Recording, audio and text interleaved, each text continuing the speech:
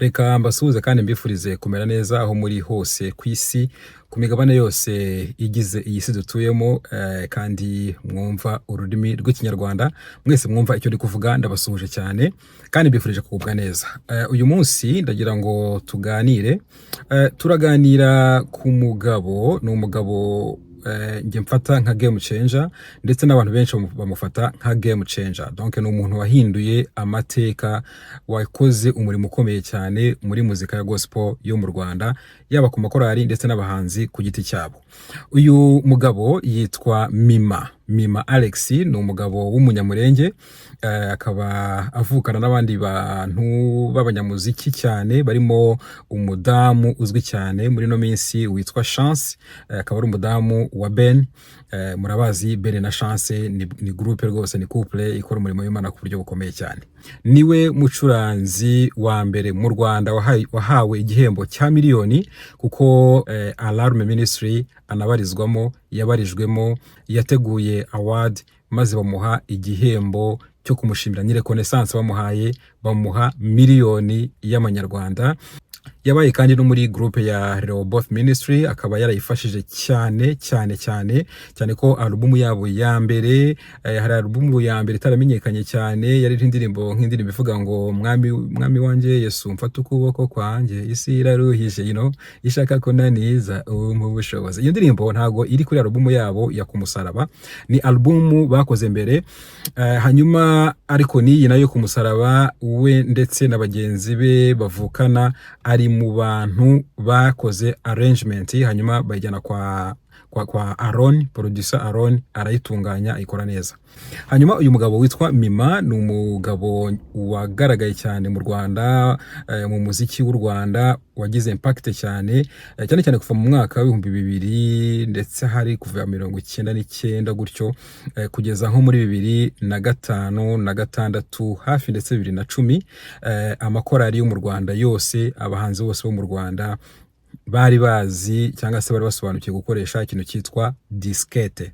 Diskete naka drive, donc ni nkuko bavuga flash, nkuko bavuga CD, kuko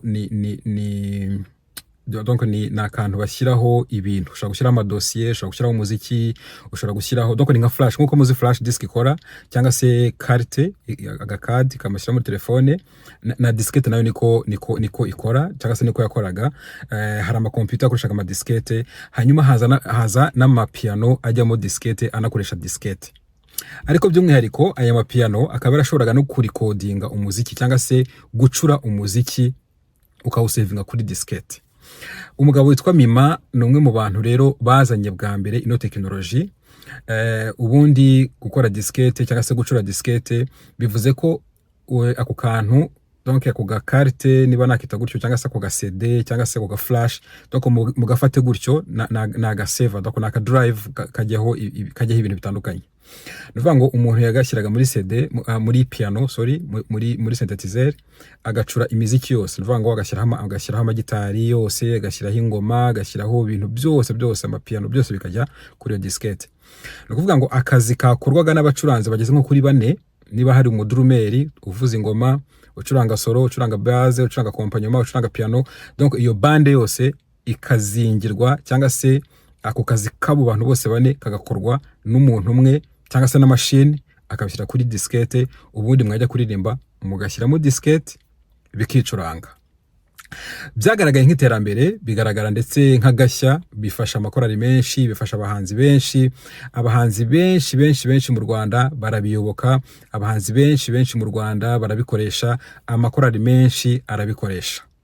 Mbere ya diskete, mbere yuko iyo technology iza ya diskete, amakorali menshi babaga afite amabande, babaga bafite bande nziza y'abacuranzi bacuranga amagitari meza nka Hoziyana. Turaza kumva umwe mu basesenguzi wadusobanuriye kuntu Hoziyana y'impactinzwe cyane na diskete.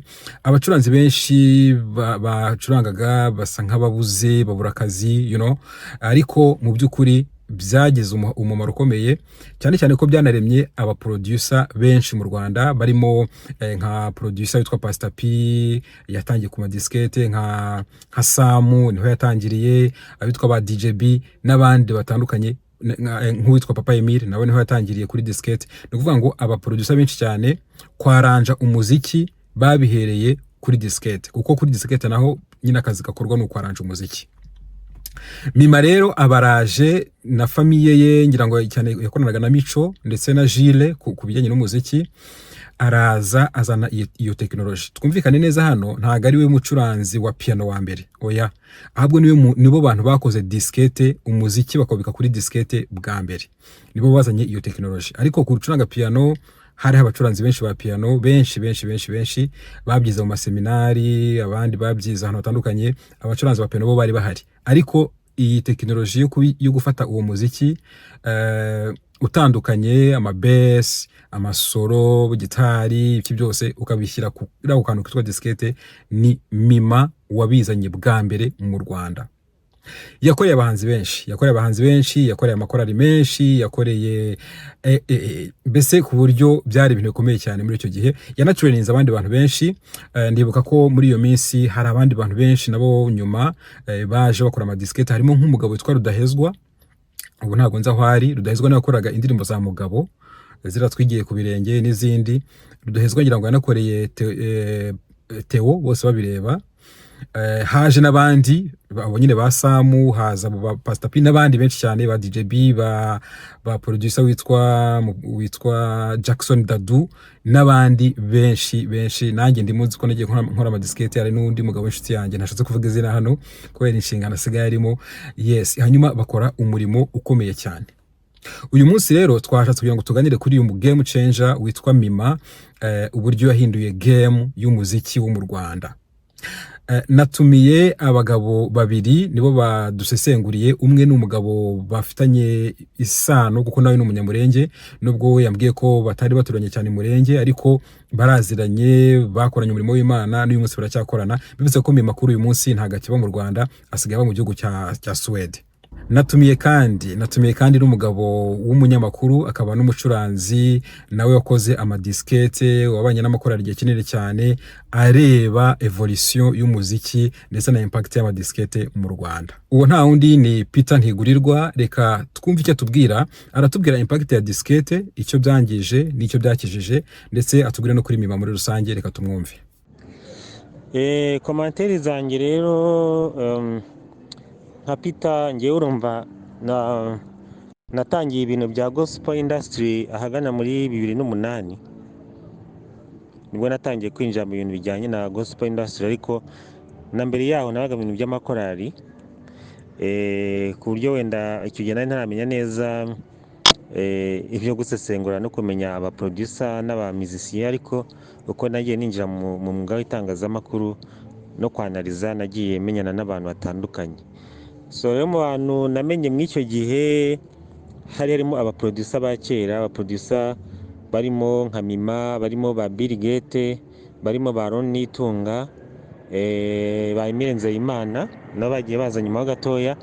Muri iyo myaka 2009 2010, ndibuka ko rwose byari bishyushye muri aba producer, harimo ikintu kimeze nka competition mu producer, ariko ari competition nyine ijyanye na modernization. Birangora kuza kubisobanura kuko Mima ngira ngo mbere yaho gato, mbere ya 2008 uko ninjira muri gospel industry, yasanzwe ari umuntu ukomeye, yakoreraga korali Roboti n'izikora izindi zitandukanye, izaba iz'abanyamurenge n'izo muri adeperi nkeya, kuko Mima yaje ari umuntu ufite ikintu kijyanye na technology y'amadiskete.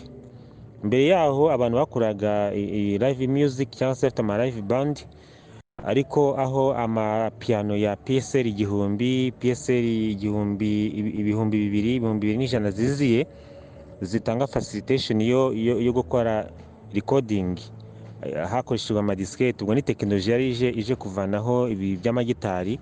Mima rero yabaye umuntu wa mbere wazanye izo mpinduka, azanamo ako gashya ko gutuma abantu barambika ibicurangisho hasi cyangwa se bamanika inanga, wa mugani wa Bibiliya, inanga barazimanitse bayoboka inzira ya tekinoloji mima yarazanye, kuko nta wundi muntu twari tuzi uzi iby'amadisikete. Bariya ba Samu, producer Samu bagiye babyigira kuri mima, nabo abantu benshi bagiye bigira kuri mima kuri iyo tekinoloji y'amadisikete, kuko wumvaga ari ibintu binyoroshye neza, bikoze neza, birimo ubuhanga, ariko nanone bizana ikintu cy'ubunebwe mu gukora ama live band, kuko cyangwa se live music mbyite gutyo, kubera yuko amakorali yagiye mu bintu byo gushaka kutavunika, ahubwo ashaka gukora ibintu binogeye ugutwi cyane kuruta gukora ibintu birimo ubuhanga busaba ko umuntu avunika akora as team.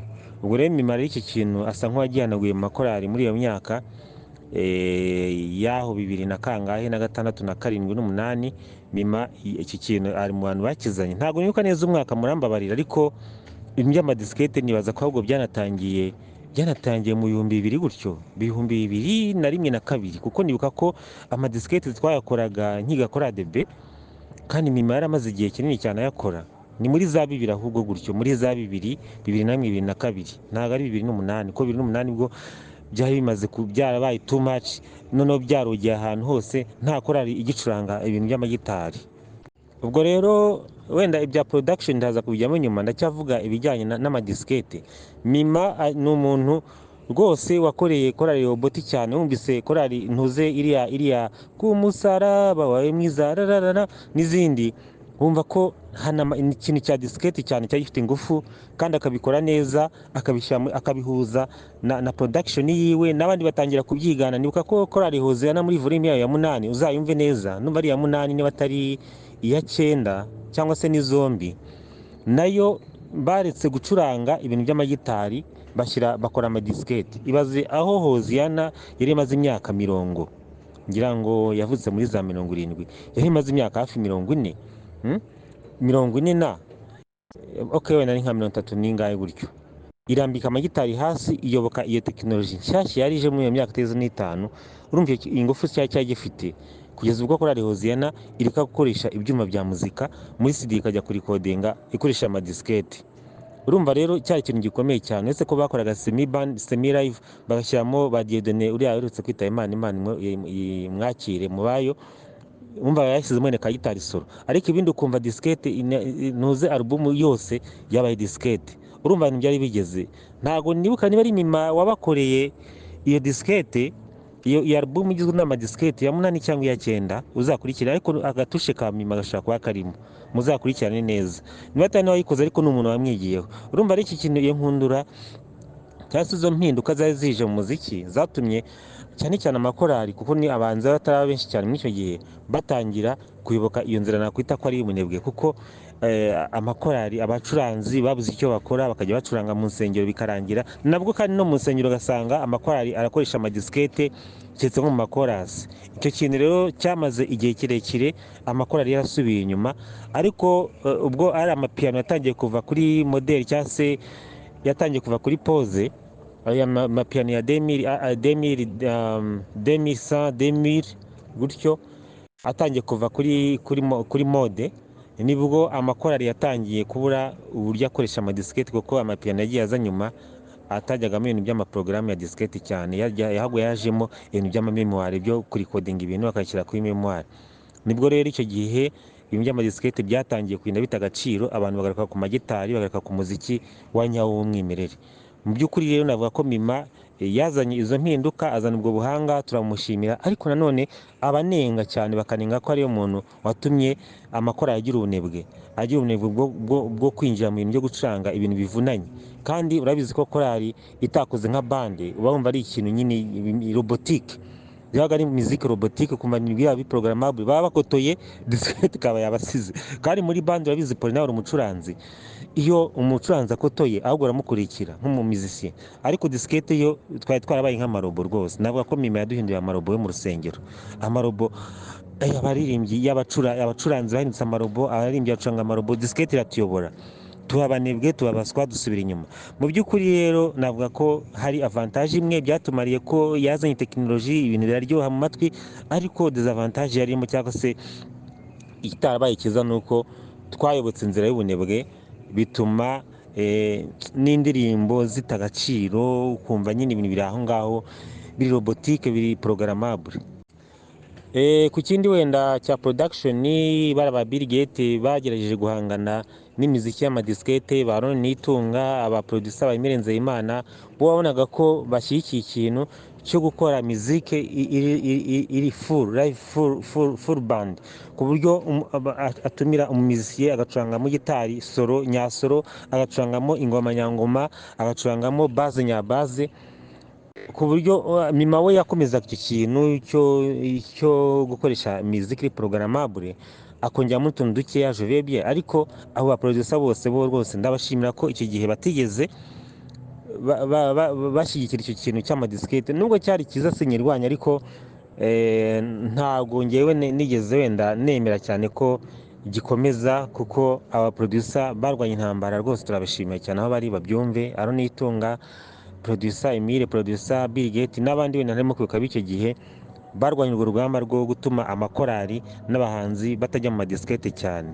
Urabizi nka Bateo bose babireba bakoreshaga amadiskete, ahagiye usakamo akadiskete, ba Gerardine Muhando ni Muhindo harya, abande ba Stella ugasanga barabungana utudiskete, akadiskete kaba kaguye hasi kakaba karapfuye, akadiskete kaba kakonje sente ntigasome, akadiskete kaba kabitswe nabi kajemo icyuya cyangwa kajemo ubukonje, kagiyeho ivumbi, cyangwa memori yanuze ya sente yaba kunani. Ndi kubera ndi umucuranzi nabikoresheje ibyo ngibyo, nanjye amadiskete narayacuze, ndi umucuranzi narayacuze rwose. Amakorali akomeye ntagiye kuvuga, nagiye nkorera amadiskete, numva twese twari twaranduye, kandi ibyuma byose nari kubicuranga, ariko twaragoramye. Gitari nari natangiye kuyibagirwa, piano nta gukoraho wapi. Ofete ni ukuvuga ngo iyo nkundura icyo kintu yazanyemo cyaratwemfurashije cyane, ku buryo byagezaho twese duhinduka abanebwe, tuba nk'amarobo, tukaba dukora ibintu biprogrammable. Memori yacu ibayifase ibintu byo gukora amanota, byo gukompoza amanota, guhimba amanota, kugira gute, guhuza amanota akomeye, bigenda bitunanira. So kugenda bitunanira rero byatumye abantu byafekitinga niyo industry yose, kubera ko wajyaga mu giterane ugasanga ni ubudiskete gusa abantu barashyiramo, ni ubudiskete gusa, ibintu byose ni ubudiskete gusa. Niba diskete ifuye igitaramo kirahagarara, nta mucuranzi kuko nta mucuranzi agomba kuza guhangana na diskete, ntabwo baba bagihabwa agaciro ngo baze mu bitaramo. Niba diskete bagipfuye, konsere bagipfuye pore. Urumva ibyo bintu rero byaje gukontrediza ibyo bintu wenda bentroduije abo bamima n'abandi bazanye amadiskete, nubwo navuze ngo niba bizanye, ariko paretirike wenda nawe hari abo yabikopiyeho cyangwa n'abandi babikoraga ntarinzi. Ariko ibyo bintu abantu baje kubona ko bibeshye, kuko diskete ntiyayobora umuziki ajame. Umuziki uyoborwa n'abantu nyabantu bari fiziko, wenda diskete ikaba yakoreshwa mu buryo bwa semi live, habaye wenda nk'ibura ry'abacuranzi babaye bakeya, ariko ntabwo nayishyigikiye yuko ishyirwa imbere. Izindi ngaruka zazanywe na diskete, nanibagiwe ko abantu kubera kumenyera kuririmba ku bintu biri programme, bagiye bafata amasede, ugasanga korali igira sede, bazana ibintu bita playback wari uzi ko yavuye kuri diskete, ku muco wa diskete. Bumva ko ntacyo bitwaye, kandi byiza no abantu batangira none kuba abanebwe kurushaho, bakajya banakoresha amajwi yo muri studio, agashyiramo CD muri lecture mu gitaramo nka korali yaronshinze pore. Ni ukuri wabibonaga ruhari mu Rwanda, ni ukuri korali kakajya kuronshinga bagashyiramo CD, bakazimya mikrofone. Ari ibyo bintu byahereye ku madiskete, ubyumve. Ni ikintu rero kitari cyo kwishimira, nubwo navuze wenda ngo yari tekinike nshyashya yarije, ariko ntabwo cyari ikintu cyiza, kuko cyatumye abantu bata inzira bari barimo yo gucuranga ibintu byabo by'umwimerere, batangira kwibuka ibintu bacurangiwe n'umuntu biri robotike rwose. Wenda aho mimari ntagire ngo kumurwanya cyangwa se no kumuvuga nabi, ariko ntabwo biriya bintu rwose byari bikwiriye, nubwo byazanye impinduka zo gutuma abantu bakanguka, bakamenya ko amasintetizeri ahari ari amasintetizeri akomeye, arimo amajwi, arimo amamemwari n'ibiki. Ariko ibyo kwigisha abantu no gutoza abantu kuririmbira ku bintu byaporogramwe n'undi muntu, bikaririmbwa mu rusengero cyangwa konseri, abacuranzi bimwe ijambo, rwose ntabwo byari ibintu by'u Rwanda, ntabwo byari ibintu twari gushyigikira. So ntabigwanije, ariko iyo biza kuba biriho iki gihe, ntabwo byari kuba ari ibintu bishimishije, twari kujya tubona nta mucuranzi n'umwe ufite agaciro, nta korali n'imwe ikora kompozisiyo iri porofesiyoneri. ubwo rero njye nizo komantere zanjye kuri Mima Sino yazanye impinduka nziza, yazanye impinduka rwose iyo wumvise tushe ya korali Rehoboti, nibaza ko ako kantu ni akantu wenda mushimiye cyane, kuko indirimbo agiye azikorera zirimo umwimerere. za ndirimbo zirimo umwimerere, kuko buriya iyo korali igiye muri studio abantu ntabwo babizi, producer buriya afite nk'uruhare rwa 40% ku ndirimbo yayo. ntabwo neza ko Rehoboti ziriya ndirimbo zose abahimbyi uko bazihimbye ariko bahise bazicuranga muri studio, ahubwo Mima ashobora kuba nako niko byagenze, yagiye ashyiramo ubuhanga bwe nk'umumizisiye, agenda agorora.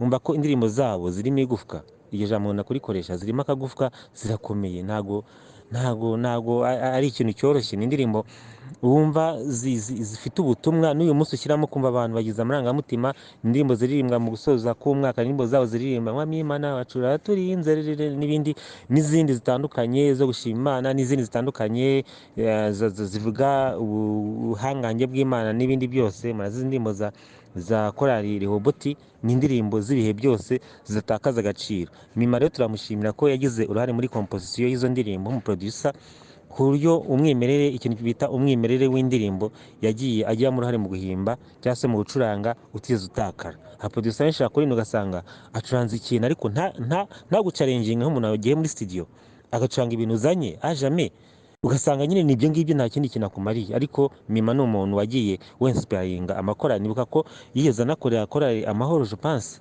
yayikoreye amadisikete, kandi umva ko ni korali yagiye igira umwimerere. bariya ba Gilbert mukorera Amahoro ni rwose ntibazatwihemereho, ahari arabizi, babaye inspire na Mima yajyaga muri kiye, Gilbert yakoraga muri kiye, niho yigaga, niho yigiye piano, niho yazamukiye muri piano, kandi ni Mima yagiye benspire abo bantu bose.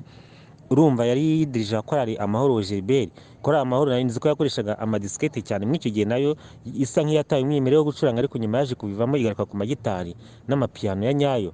ibyo rero Mima yagiye yensipayiringa abantu muri ubwo buryo bw'amasidiyo, nka korali yajya muri studio yiwe ugasanga nyine arayiha kompozisiyo yiwe nk'umuprofesiyoneri nyine wemewe, kandi iyi ndirimbo agiye acurangamo nubwo turacyazumva kumana indirimbo nziza cyane zigiye zigwa hasi nk'izindi twagiye tubona. icyo ni ikintu namushimira, ni umuhanga rero. ntabwo nzi niba agikomeje ibya production, aho ari hose ndamusuhuje, kandi rwose ndamwiyanikomera. ibyo ugomba gukora uzabikore nk'umuprofesiyoneri, ibyo wakoze turabishima.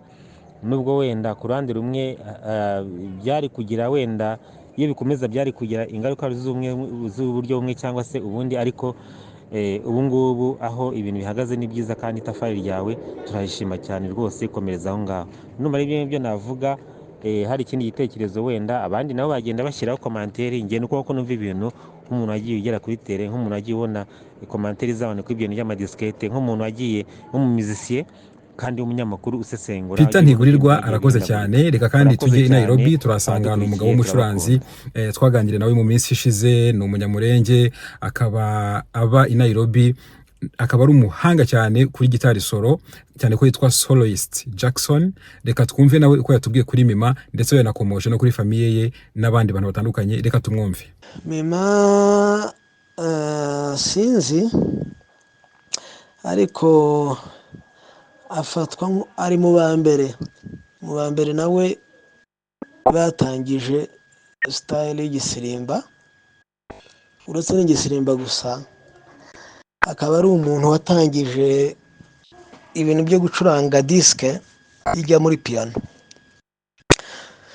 ariko buriya ntiyanatangiye wenyine, nyine bari kumwe n'uriya murumuna wiwe witwa Mico.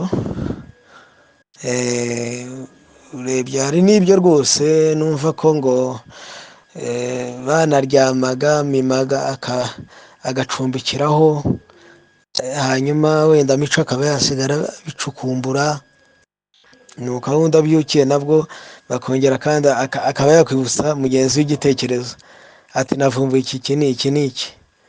ni ku bijyanye nyine no gusevinga amajwi no kuba bakuriyetinga n'ingoma yawe bwite. urabona amapiyano iyo aza afite amasitayile, amabiti ya kizungu ukuntu y'injyana z'iwabo nyine, izo njyana za Caribbean, North America n'Uburayi, ibintu nk'ibyo. Rero ugasanga amasitari z'ikinyafurika yo ntibayazi. Rero nk'igisimba ntiwapfa kugisanga muri piano ukimara kuyigura, bigasaba rero ngo creating beat. Rero afatikanyije na Mico bagiye bavumbura ibintu nk'ibyo, hanyuma rero batangiye gucuranga igisirimba cyangwa gukora disque, indirimbo iri kuri disque muri rusange. Nibwo hatangiraga kuza n'umugabo witwa Kibonke akaba ari perezida wa Healing Ministry.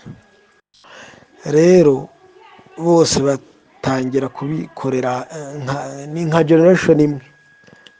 Mima nuko nari nsanzwe mwumva. Rero numva ko mu mateka yiwe mbere yaho yacurangaga gitari rwose icyo gihe, kuko amagitari ariyo Kongo, gitari nizo cyane kuruta ndetse na piano icyo gihe. Hari nubwo yacurangaga rwose gitari musumba, yari akiri umwana nyine. Ngayo nguko rero. Ariko nyuma tubanye muri Alarme, muzi nk'umupianiste mwiza rwose, ariko unafite nawe mateka cyane yo kuba ari watangije rwose ibintu style y'igisirimba, ndavuga kuyicuranga, hanyuma no gukora ayo madiske, indirimbo kuri diske. Rwose ari mu ba mbere pe, ari mu ba mbere ku buryo amakorari menshi yo mu Rwanda yagiye ayakorera, nabo ubwabo ni abahamya babyo. Rero ni umuntu wakontributinze cyane mu muziki, cyane w'amakorari. Ni umuntu rwose ufite ibigwi rwose. Sawa, urakoze rwose. Ndabashimiye mwese mwakanze subscribe, n'abakomeje kuyikanda bien sûr, n'abakomeje kudutera imbaraga. Mwese mukomeze mugire ibihe byiza. Ndabakunda, bye bye.